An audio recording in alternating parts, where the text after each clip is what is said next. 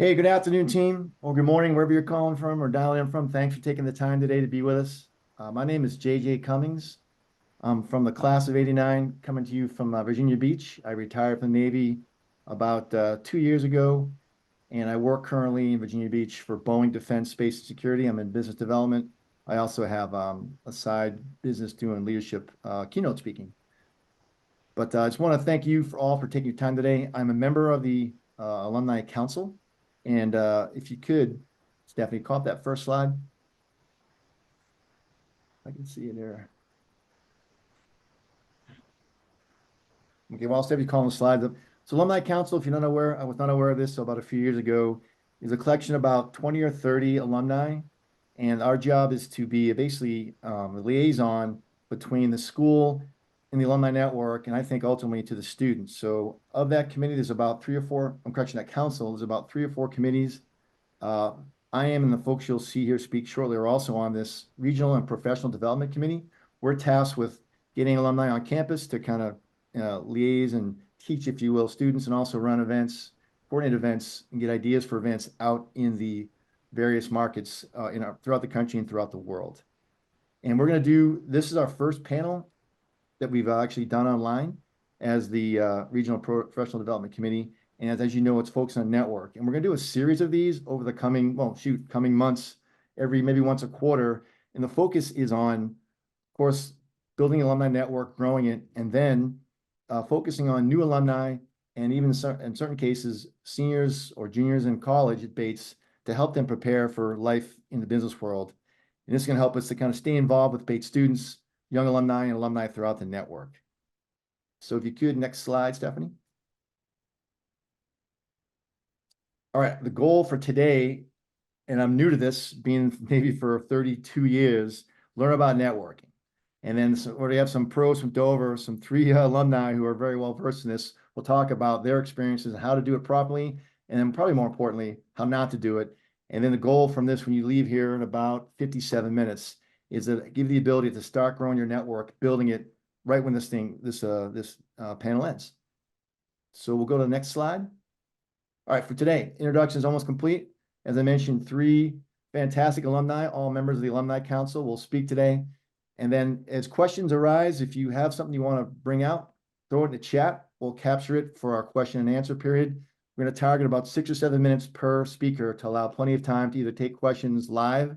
If you want to have a question after Michelle is done speaking, please raise your hand via the emoji system symbols there, or type your stuff into the chat, and we'll capture them, and we'll kind of lean on those. If there are no questions, I have a few questions I've developed that I can push to the panel that continue to get thought going. But the goal is to have you bring us questions because we want to hear from you. All right, next slide.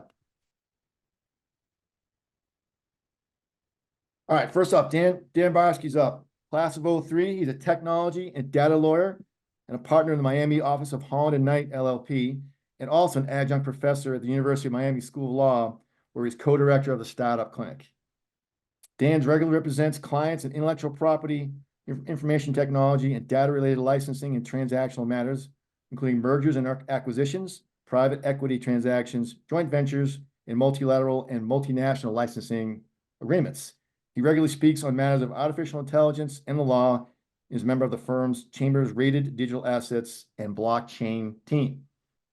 Go, Dan, go for it. You're up. Thanks, JJ. Hi, everybody. Thanks for spending some time with us this morning, afternoon, evening, depending on what part of the world you're in. We were asked just kind of give a little background about ourselves and how we got to where we're at. So as you can see from the slide, there's nothing about my background that would necessarily on its face lead you to believe that I would wind up where I am, double majoring in biological chemistry and economics. But there is actually a through line there, and I'll get to that in a second. After Bates, I came down here to Miami, where I only planned to stick around for a short period of time. And I went to University of Miami School of Law, where I got my JD in 2006. And I was faced with a decision as I was coming out of law school. Did I immediately go in and do exactly what I wanted to do, or would I do something a little bit different? So because I had a technical sciences background, a small but very well respected construction litigation firm in Miami wanted to hire me. And while it wasn't, a big law firm or any of the other kind of, I guess you, in air quotes, more prestigious jobs, what it would give me was a lot of experience right out of the box, which I thought was probably worthwhile to gain as much experience as I could, as quickly as I could, as opposed to taking a job that would be arguably more prestigious and pay me more money, but would leave me stuck reviewing documents the whole time. So I took the plunge and I went and worked with this small firm, which was fabulous. And I got a ton of experience right out of the box. And what that helped me do was wind up after the Great Recession, or in the midst of the Great Recession, because of that experience, the oldest law firm in the state of Florida wanted me to come work for them because they needed people who had experience and were able to handle the influx of litigation that came along with, the explosion of the mortgage market. If you know anything about the South Florida market, you could sense a through line here, right? Construction and then bad mortgages and all kinds of stuff. And so that's kind of where I got my foot in the door with my prior firm. And I wound up, working in kind of the capacity, changing from construction to just generalized commercial litigation. And as I was there, I said, I've got this background in biological chemistry. It makes me eligible to sit for the patent bar. And I think this is something that can be a unique, differentiator for me. And they said, great, go ahead.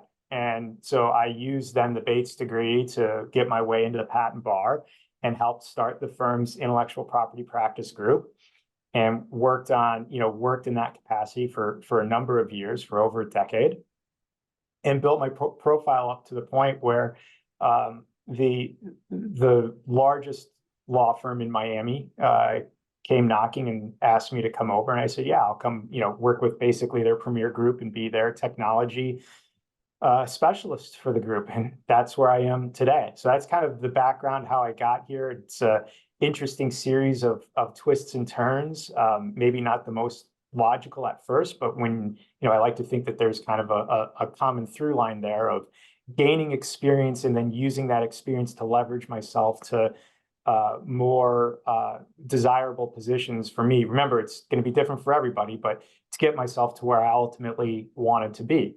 And so that's a little bit about me. Okay, next slide. So, okay, how to network. First, don't pigeonhole, right? You don't know what the future holds. And again, obviously that based on what I just told you about my background, that probably makes a lot of sense, right? Like, I did not take what would appear to be the straight path, though I think it was the path that has been the most beneficial to me. You never know who knows who and what, is going to lead to what. So for example, LexisNexis has tagged me to write their premier treatise on artificial intelligence law. How did I get there? Again, just totally random connections. People that I met that I talked to, somebody at Lexis, that person said, oh, would you be willing to do something? I said, yeah, no problem. And that kind of spiraled its way to, hey, we want you to write an entire book for us, which kind of brings me to the second point of keeping an open mind, right? I was able to just kind of say, okay, yeah, I'm happy. What's writing one article, right? Not a big deal. It's going to take me a couple hours. Fine, I'm happy to do it, right? And I kept an open mind, and it's gotten me to the point where, in the technology and legal space, I'm, one of the premier people working in kind of this emerging artificial intelligence space because I kept an open mind and I volunteered to do different things, right? One of the reasons people started coming to me with artificial intelligence is because about 8 years ago, I was one of the only people to volunteer to write a white paper for the American Intellectual Property Law Association on artificial intelligence law. Nobody cared about the paper 8 years ago. It was just a bunch of nerds writing about, theoretical legal stuff that nobody thought was going to become anything important for, within our lifetimes. Turns out we were all wrong, including me, right? If you go and look at the paper, my predictions as to when some of this stuff would happen, it's a lot sooner than what I thought would happen. Approach networking with the mindset of what can I do for this person, so what can they do for me, right? Obviously, when you network with people, you're hoping that they're going to help you out.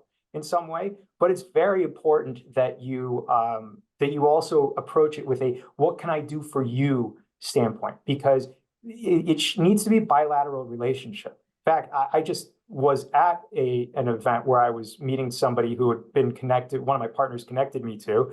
And, he was like, well, here's what I could do for you. And I made sure to conclude our coffee with, well, tell me about who's your ideal client. Who can I help you with? And, we both walked away with, okay, here's who the person's going to connect me to. And then I've got an idea of who I'm going to connect them to. It's got to be a two-way street.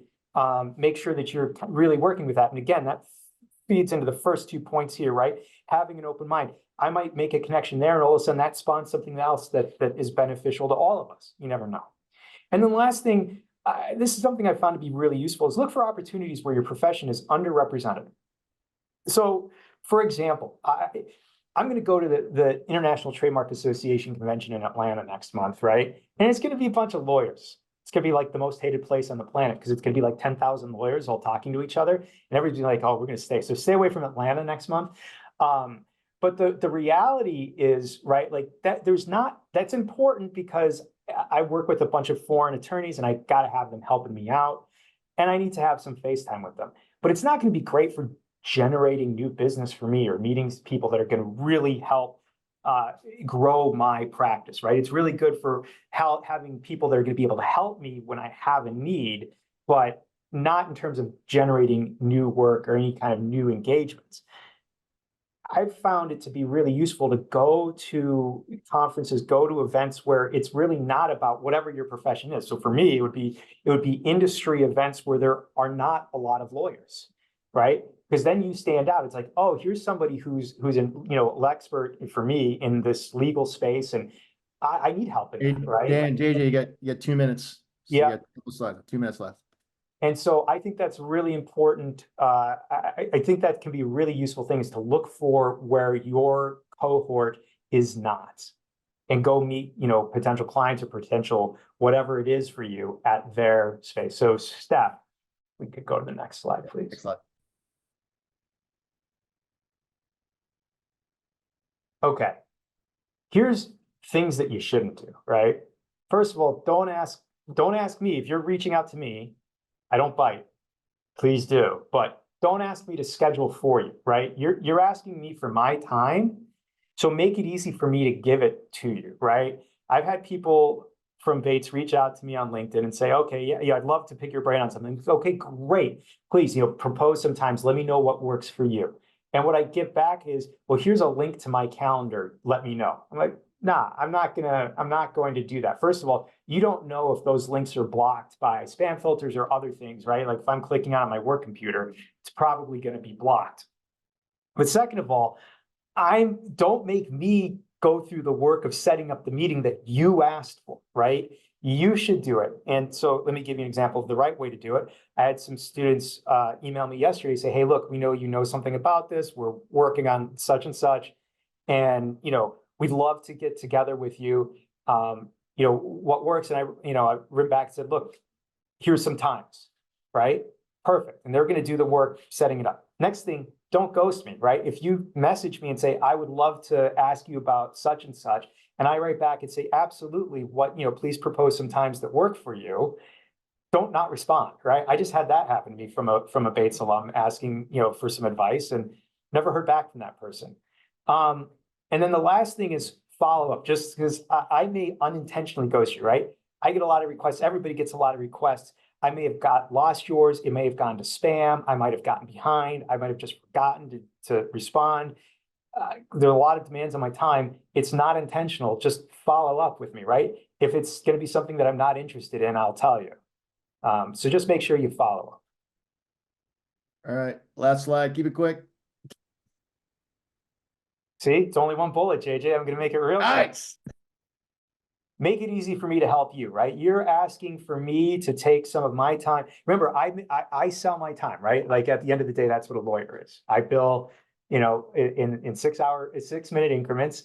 And so anytime that I'm doing, advising other people, mentoring, et cetera, is time that I'm not working and making money. It's time that I'm not with my family. It's time that I'm not doing something that I, something else that I could be doing. I don't want to say not wanting to, because I love helping and mentoring, but make it easy for me to help you. I've got a lot of people who ask and have requests of me. And so if the easier you make it for me to help you, the easier it's going to be for me to say, okay, yeah, absolutely, let's do this. And the quicker you're going to get on my schedule, and the easier it's going to be for me to be able to say, okay, yeah, I know how to help you out.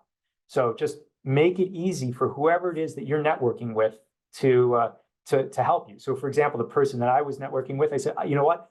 I tell you, they had some days. I'm like, you're going to be in my building one day. Great. I'll meet you there. Right. Like I would have been doing this presentation from home, but because there's a big music festival going on between my house and my office, I didn't want to have to go through it, but I'm going to make it easy to meet that person where they are, because I'm hoping they're going to help me.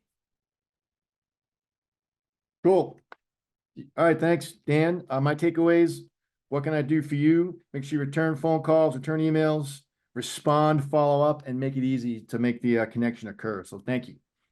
All right, Leah. Yes. Next slide, please, Stephanie. All right, while we're doing that, hey, Leah is a public health professional with over 10 years of experience in program and project management. She currently works as a public sector senior consultant at North Highland, a leading change and transformation management consultancy. Her areas of expertise include healthcare workforce development, maternal and child health, health communications, and Medicaid. She previously worked at General Dynamics Information Technology, the Children's Hospital of Colorado, the Delta Dental of Colorado Foundation, and Engineers Without Borders USA. She has a master's in public health from the University of Colorado and her BA in anthropology from Bates. Over to you, Leah. Hi, everyone. Thank you so much, JJ, for sharing an introduction about me. So as JJ mentioned, I graduated from Bates in 2012 during the Great Recession, where there were not a lot of jobs, and made the decision while I was a senior to go to law school. Then very quickly, once I was in law school, decided that was not the right path for me. And so ended up moving back home with my parents in 2013, and not having a network, not really knowing anyone in Denver, Colorado, which is where I live now. And networking really made a very significant impact on the trajectory of my career. Even with my first job working at a boutique engineering firm, I got that by sharing with my spin instructor that I was looking for a job. And so some other kind of little happenstance of where networking has made a big impact. When I was in my graduate program, getting my master's in public health, I had an internship with Delta Dental of Colorado Foundation, which, not gonna lie, oral health was not why I got my master's in public health. I wasn't super excited about it, but was very excited for the opportunity to actually do public health work and network. And that was the best internship possible for me, because I got to go to conferences and events and workshops and meet people from across the state. And that internship helped me get my first job working in public health for the state of Colorado in the oral health unit at CDPHE. And then from there, again, a role where I was working across the state of Colorado. I took every opportunity I possibly could to meet other public health professionals, get to know the healthcare landscape in Colorado, and through my networking there, found a mentor in an employee at Children's Hospital Colorado, picked her brain, used her as a resource as I was looking for jobs after my term was ending at the state. And when an amazing position opened up at Children's Hospital Colorado that felt perfectly aligned with my background in public health, my background in anthropology, I asked her, hey, like, do you know anything about this position? Do you know the hiring manager? What can you tell me? And because I had built that relationship with her, she gave glowing reviews to the hiring manager for the position, which helped me get my role as the health literacy program manager at Children's. And so all of these opportunities throughout, especially early in my career, were a result of networking and building those relationships. You can go ahead and go to next slide. And so how do you network? I mentioned how important it is. Leveraging tools like LinkedIn is huge. It's a great way to find and connect with alumni in your prospective industry or other folks that may be even connected to other connections of alumni. I love being able to use the first, second, and third level connection filter features in LinkedIn.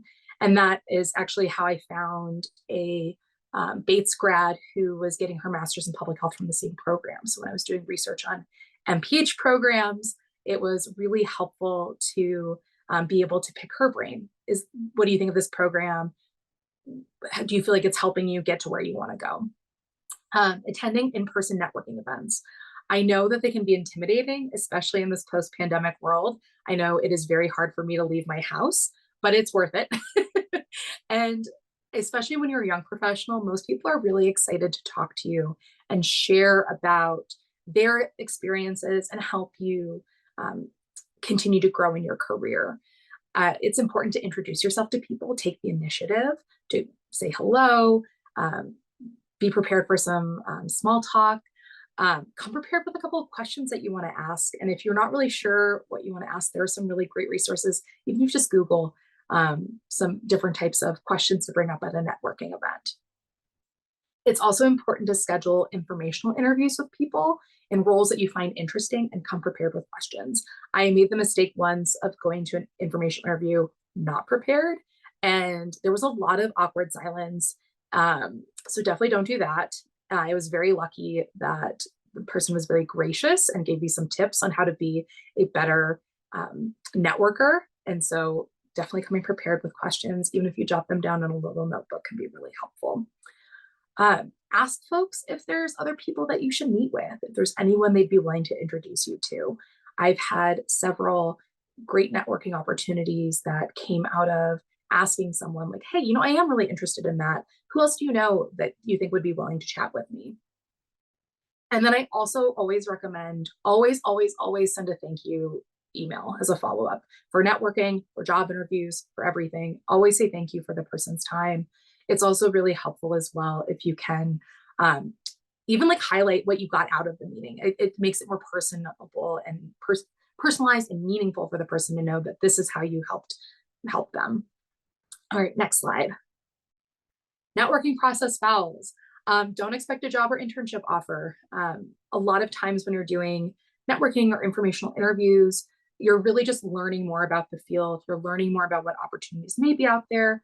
Great if a job offer comes out of it, or an internship offer, but don't expect it. As Dan mentioned, don't ghost.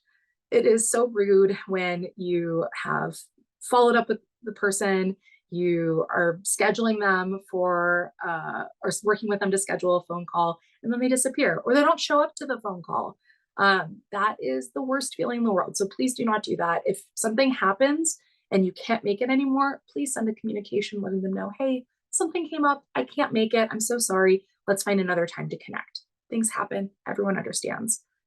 And then also showing up to an informational interview and prepared. Like I mentioned, you want to get the most out of it.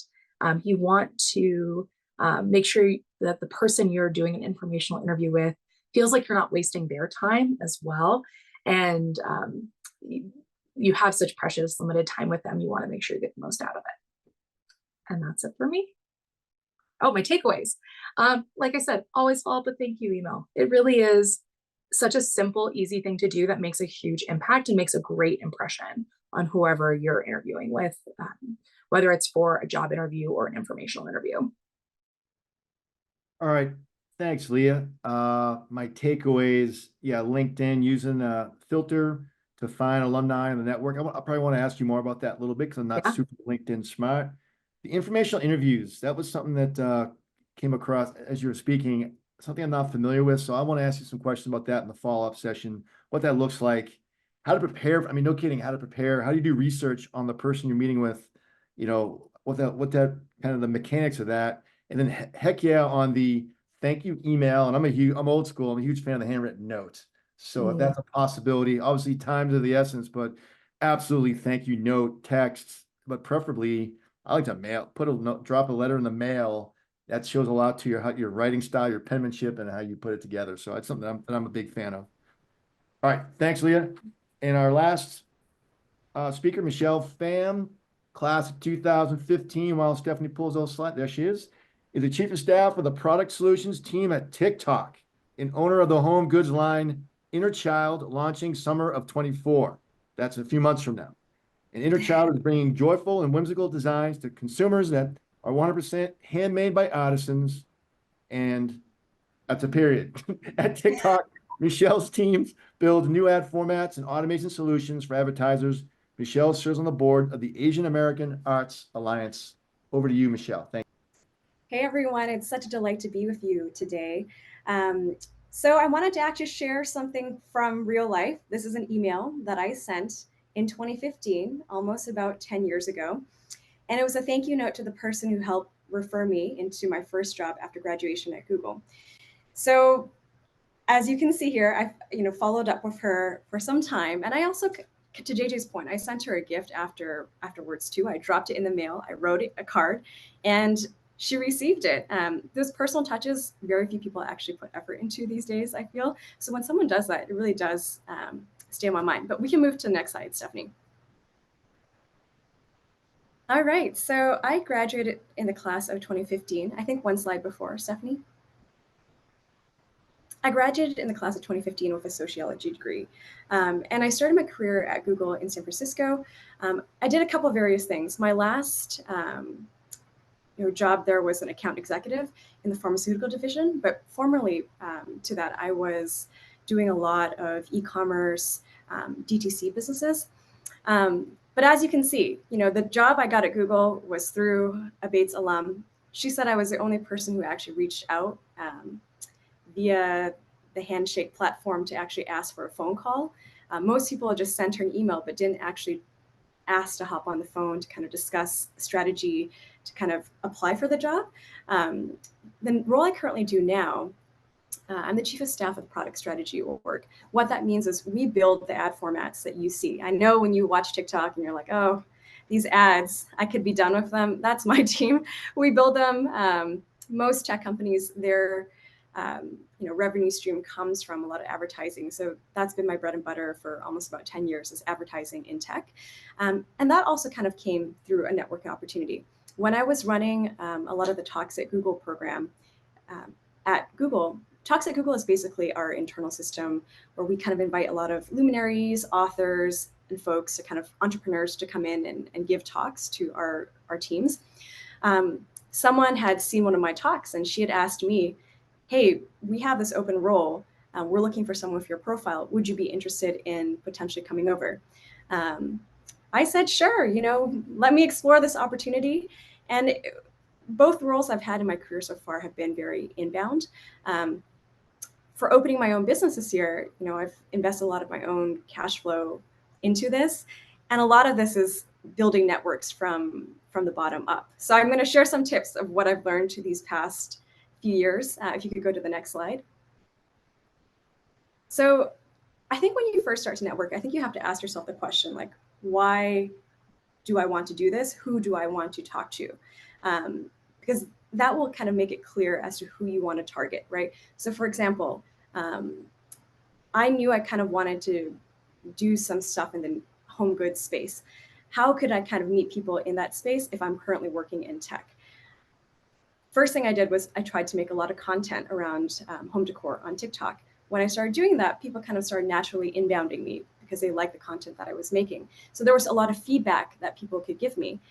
So I would say number one is make it easy for the other person. Just like Dan was saying, make it easy for them to schedule, make it easy for them to understand what you want, and also make it easy for them to kind of remember you too.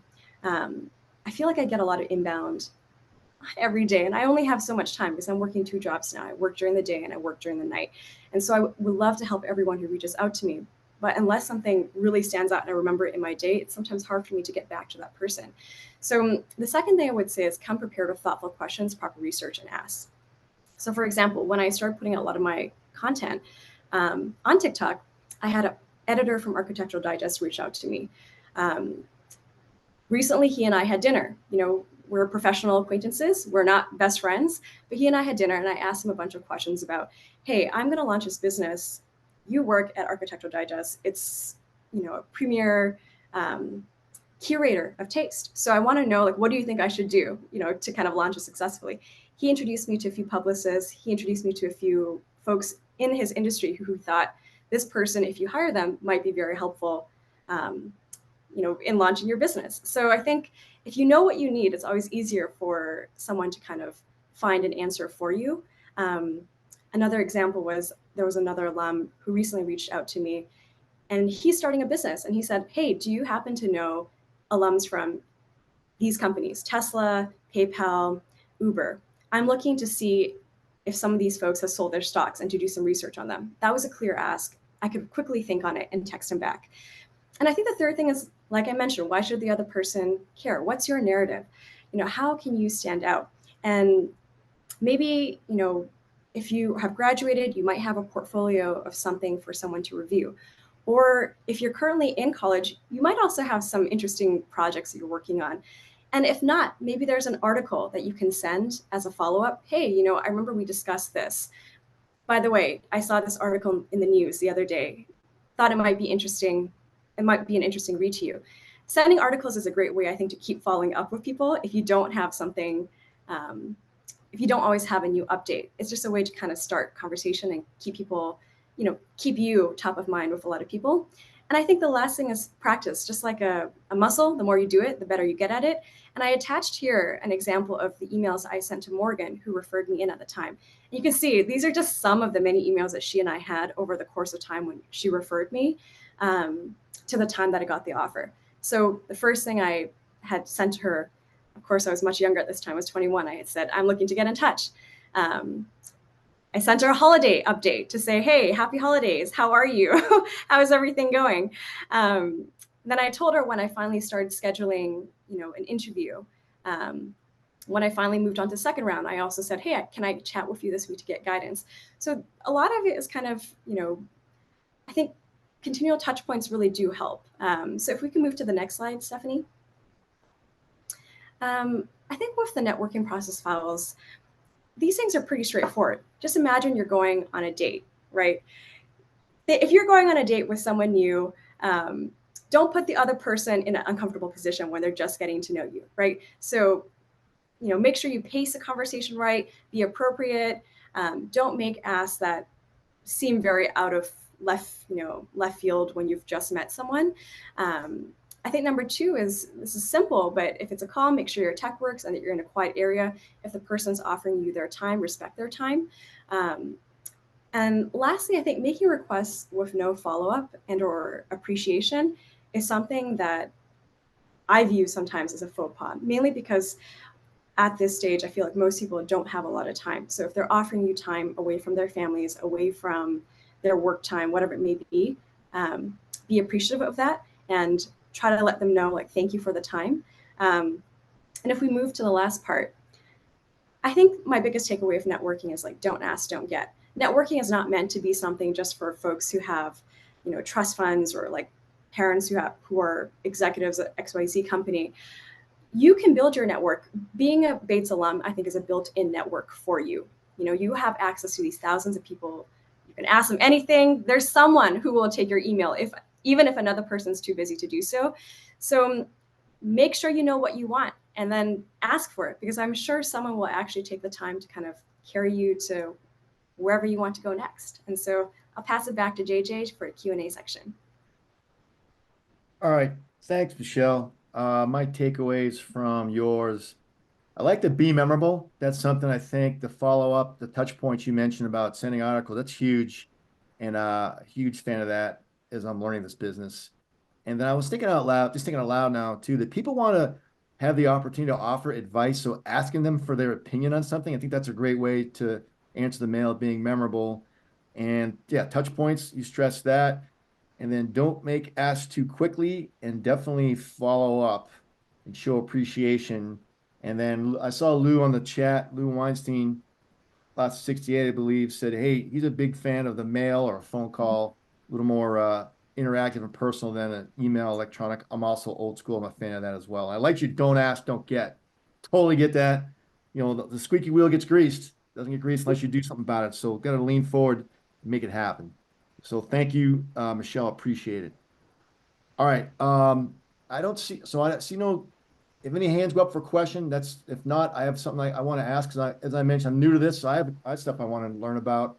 I don't see anything in the chat, Stephanie. I think you're showing the same. Is that correct? For questions, and I will go then right to, hey, Dan, informational interviews and researching for a call.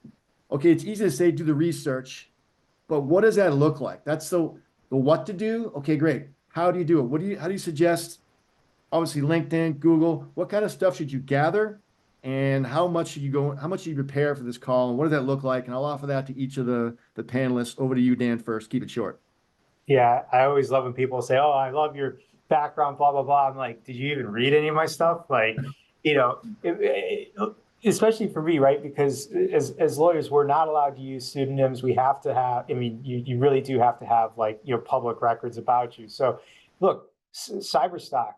Whoever it is that you're going to be talking to, go online. There's an incredible amount of information that you can find online. Don't use AI because it's just going to make it up, right? But just use Google, look through LinkedIn, look through social media if they've got a social media presence. Don't like be overly stalkerish about it, right? It'll be like, wow, I love the vacation pictures you took from 2018. Because I'm gonna be like, yo, okay, that's a little creepy right there. But just go online. There's so much stuff online. Use the various tools at your disposal to learn about the company and the person, right? And find out what does the company do? What is the person involved in? And I guess the other thing I'd say is don't be too pointed when you go and raise something with the person. Be like, well, I see you, blah blah blah blah blah, because oftentimes there's wrong information out there, and it's weird how things kind of take twists and turns, and marketing might put something on my bio. I'm like, yeah, well, I did that once, right? But like, let's not pretend that it's not some bread and butter of my practice. So just use the internet, find out what you can. If have any connections in common, ask those connections. But I find, frankly, the internet is the best place to find whatever it is that you're going to need going into an informational interview. Leah, anything to add to that? How would you recommend preparing with details? What kind of stuff to look for? Yeah, that's a great question. I mean, LinkedIn is such a huge resource for being able to see what background someone has, where they've worked, what kind of work that they've done. Just a quick Google search to see if they have any publications. Those are the ways that I typically look and see. And also maybe even if I know someone who works at the same company as them, I might ask, hey, like, are you familiar with so-and-so? To maybe get a little bit more background as well. Hey, Michelle, what do you got? Anything to add? I think Dan and Leah have covered it. So I'll move it along because I know there's a lot of questions. Kathleen, I think, has a question. She's raised her hand. I missed it. I'm sorry. Go for it, Kathleen. I wasn't expecting it to come to me that quickly. I was interested in the way that all of you are like, have a specific ask and know what you're looking for. And I'm wondering if you all might have some words for those of us who are in a position where we're still searching, or we're in a new position of searching, where, I mean, on some level, what I want is take your adult friend to work today instead of take your kid to work today, to see what else is out there. And that's very amorphous going into an informational interview, which is just kind of tell me more about what you want to do. And do you think I could do it with my background? And that I know doesn't work. But are there ways to frame that kind of searching effectively for networking? I think so. Go to Michelle. Give that a shot, Michelle. I think Leah was going to say something. I'll let her go first. Oh, I'm sorry. Yeah, I definitely think there are ways to approach it. I mean, so many people make pivots in careers or are just doing exploration. So I think having the intent or the focus being around, like, yeah, I want to learn more about what you do, what got you there, or what are some kind of similar stories that you've heard from other people in your profession of how they've gotten there. What would it take to get into this field? What does the day-to-day look like in your role? What do you like about your role? What can you not stand about your role? Like, having those kinds of questions can be helpful in being able to understand, like, is this a position that's a good fit for you going forward, or maybe not? What are some other aligned careers in this field? Maybe there might be something that I know in public health, a lot of the initial interviewing, like informational interviewing I did as I was learning more about the field, it's like, well, what other types of roles would work at an organization like this? Or what kind of backgrounds or skills are also in demand in this field? And they should have a good sense working at that organization. So I think there are ways definitely to frame it. Thank you. Yeah. Kathleen, to your ask, it is pretty standard to want to switch careers sometimes and not know what you want to do next. And that's like an exploration phase. Like I'm going through that right now, right? I'm opening a business. I'm still working my day job. A lot of the times I have to make asks where I'm like, I have no context for this thing. For example, I had to learn a lot about freight forwarding. I have to ship containers, from Asia over to here. Oh my gosh, yeah. And so most freight forwarders, when they first met me, they're like, so what background do you really, what do you, why are you doing this? This is, what, have you made goods before? Have you manufactured things before? And I think so long as you go in with a good intent and, you do have some sort of a plan. For me, I always come to every conversation with at least like 10 to 11 questions prepared because it fills the silence, or just, has a backup just in case the conversation doesn't go according to where I want it to go. There's at least something to fall back upon where you don't feel nervous, right? You have at least 11 questions you can ask throughout that 30-minute interview. But I understand where you are. I feel like if you let people know, like, hey, this is what I've been doing, this is where I want to go, and why. Why do you want to go into this new space, right? I have a very clear why as to why I want to manufacture home goods. And I feel like people do resonate once you kind of share your why with them. Raj, Dan, any follow-up? Yeah, I'd say you really need to think about things as kind of two different types of networking, right? Kathleen, what you're talking about really is that informational interview. And if you say, look, Dan, I just want to understand, I'm thinking about a career change. I want to understand what you do. I'm not the greatest example of that because you'd have to go back to school, right? And everything. But, there's a lot about what I do as my day-to-day job that's probably a mystery to most people, right? It's like, oh, how does a private equity deal work, right? And like, how do y'all, right? Like, and I'm happy to do that. And that's that informational interview type of networking, right? Where if you come and just say, look, I just want to understand, what do you do? What is it that you spend your days doing? And how does that work? And, how do I get into that, right? That's one type of networking versus another type of, I am looking to accomplish something specific, which is, kind of what I was talking about earlier. Like, all right, who's your target? What is your ideal client profile look like?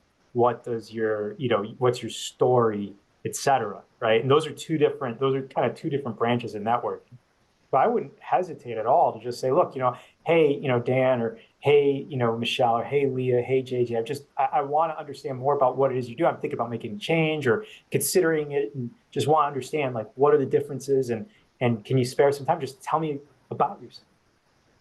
And that's totally fine. All right. Yeah, thanks, Dan. A couple follow-up comments from a previous question.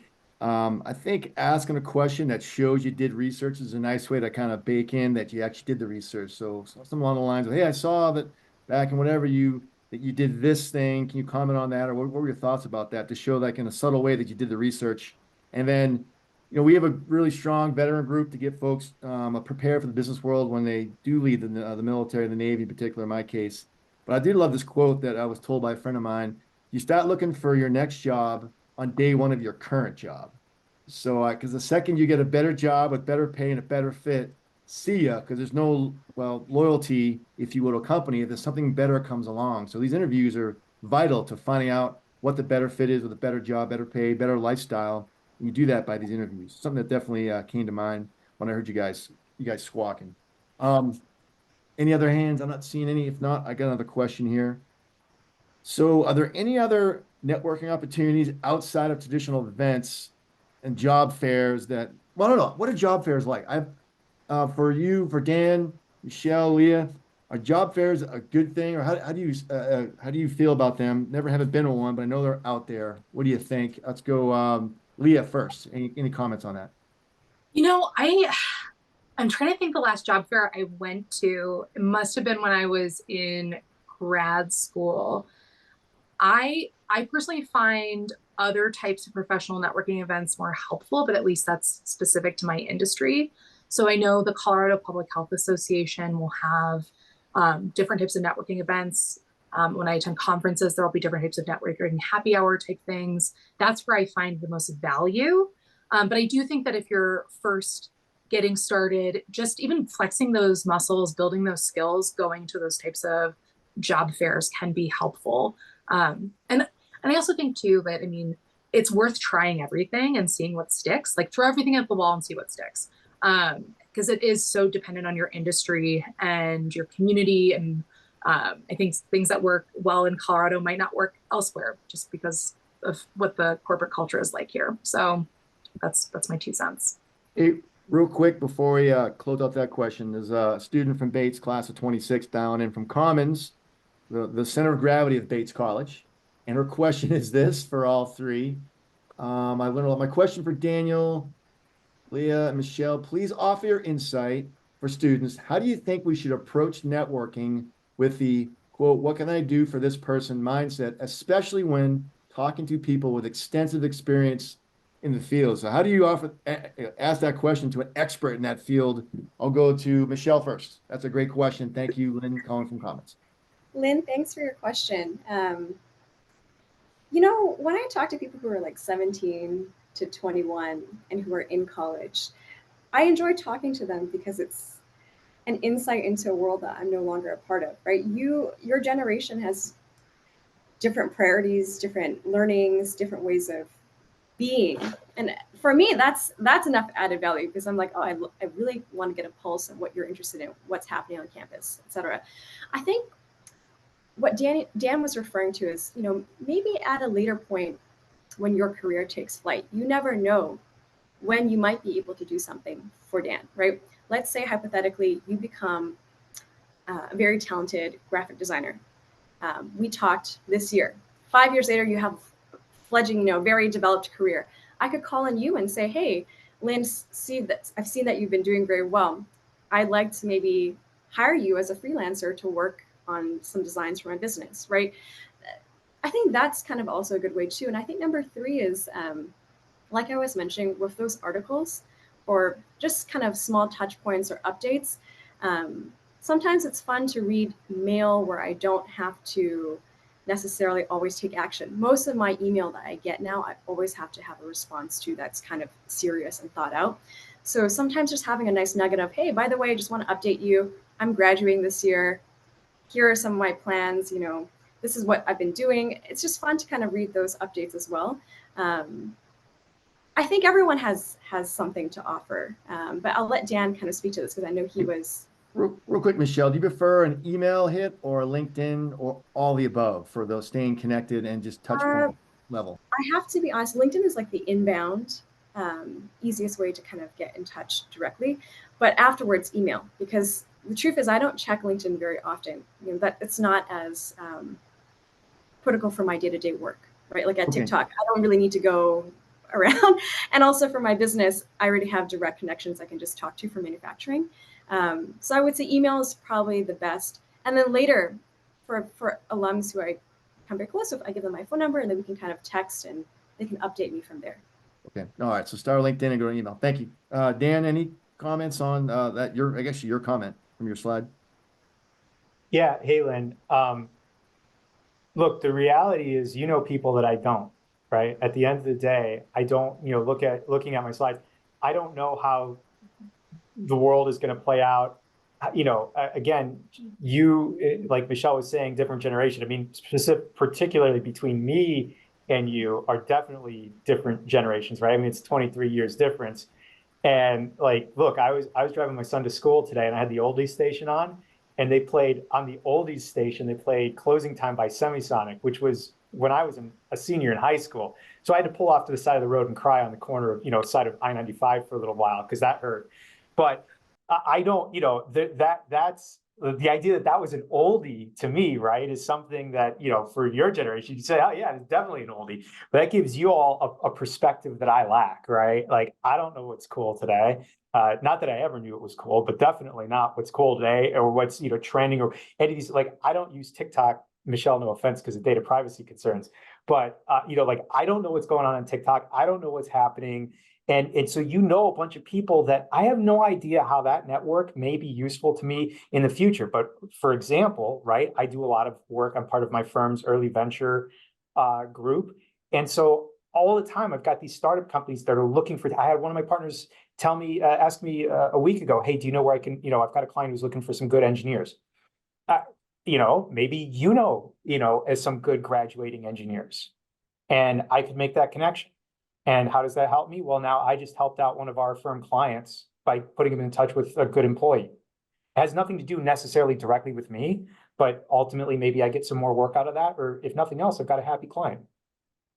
So I guess the theme of what you're going to do for me is educate me on college life at Bates, young people, what they're listening to and what they're interested in. I mean, What's hip and cool today, man? Like, how do I connect with the kids these days? I hate that song I hate that song, Closing Time. We'll discuss that later. Okay, JJ, because that's an oldie for you, right? That's like, that's so not even, yeah, no comment there. Leah. Question too, by the way. Leah, I'm sorry, say again, Michelle. There's someone for her hand raised too. Oh, Grace. I am doing a poor job scanning for hands. Who's up? Go forward to whoever's hand is up. It's Grace. Oh, Grace. Hey, Grace, go ahead. Sorry. Thank you, guys. First, I want to thank you for this panel. It's so awesome to see alumni. I'm a recent graduate of 2023. It's really inspiring to see how far you all have come in your careers, and just very hopeful for my own Bates background. I'm currently working for a startup, and I'm always kind of in between. Do I keep looking for jobs? I like the quote that you shared about, you know, the second you get your first job, you're always looking for the next. I guess my question to the panelists is, when do I know when I need more experience, or if I should just stay in the position that I have and gain that experience there? Working in tech, I never know how much, you know, if I should do a coding camp or if I should do a master's, or what that next step should be, or if it should really just be in the work environment that I'm in. If you have any just advice on gaining experience, or when to know when you need a certain level of experience to apply for the exact position that you're looking for. My gaming experience is limited, so I'll defer to the youngsters. Leah, Michelle, go for it. Leah, were you speaking?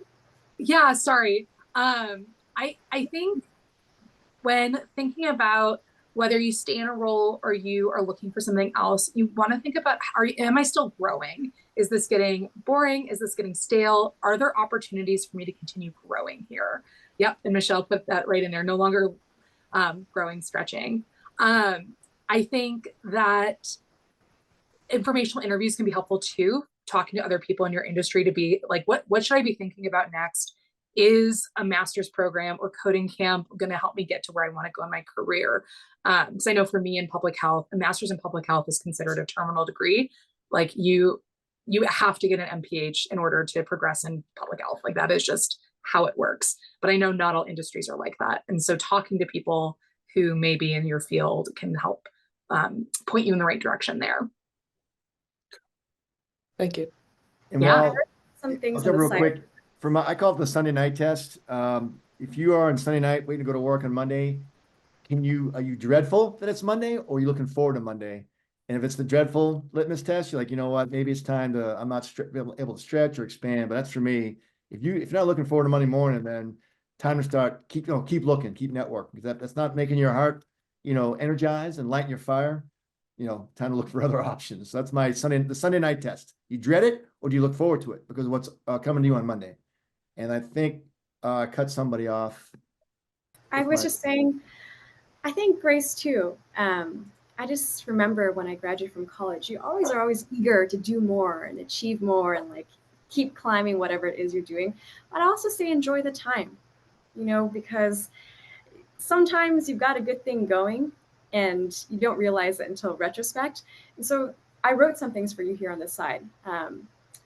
who you work for, I think, is very important as well. If you work for a star, they will always pull you along with them. So sometimes the subject matter might not be as sexy, but if they care about you and they invest in you and they're going somewhere, you're going to come along with them, right? So I think that's something good to identify when you interview and you look at people around you, is like, do I respect this person? How are they doing politically in the company? Do they have clout? Do they care about the people, right? I think I also mentioned to you, do you want your boss's job? Just think about that, right? You look at your boss now, do you want that job? If not, look for new avenues, right? And think about what other things might be relevant for me. And I would say, there's a lot of things that are always like sexy to do or, makes, a certain amount of money. But if you're not naturally interested in it, or if you don't have a strength in it, maybe it's not the right decision for you, right? Sure, could I have learned coding? Absolutely. Would I have maybe enjoyed going to work every day doing coding? Maybe not, right? So I think you also need to do some internal work to see like, hey, where do I think I find most of my joy from? Is it from working with people? Is it from marketing? Is it from more analytical things, right? So do that inner work, and then you can start interviewing people like Leah was saying for informational interviews. And I think it will give you some idea of what to do next. Thank you. Thank you. I think we got about 2 minutes left, but Grace, yeah, I mean, obviously the leadership that you work for is a big deal. And if you're working for a tyrant or someone who doesn't appreciate you, that you don't feel that they matter to them, that's something that, as you know, I mean, that studies have shown that your health at home is a factor of the leadership you get at work. So if you're not feeling energized by the folks you work with and feel like they're gonna take care of you, that they care about you, that they love you, and your progression both personally and professionally, then that's something that definitely start looking for a place that's going to actually respect, love who you are and appreciate you and show that you matter to them. Certainly, it's been my experience. All right, we have I think 1 minute left. Last questions, or looks like I don't see any hands. I'm doing a bad job scanning for hands being raised. Sorry about that. All right, so I will wrap up. Thank you to the Alumni Council and Stephanie Dumont for setting this up. Thanks to Leah, Dan, Michelle, for your time and your insight. Really appreciate it. I learned a lot new to this business, so I'm going to I have a bunch of takeaways that I'm going to carry with me as I move forward at Boeing if I decide to stay there per our previous discussion. And thank you for those that attended. We intend to do these once a quarter as our goal, kind of a progression to help the young alumni or junior, senior in Bates College at Bates, kind of help them prepare for life outside college, and then build this network and help them be successful, define their why, so that they're not dreading Sunday night because they have to go to work Monday. So with that, I will we'll sign off right at 1 hour. Again, thanks for your time, and go Cats.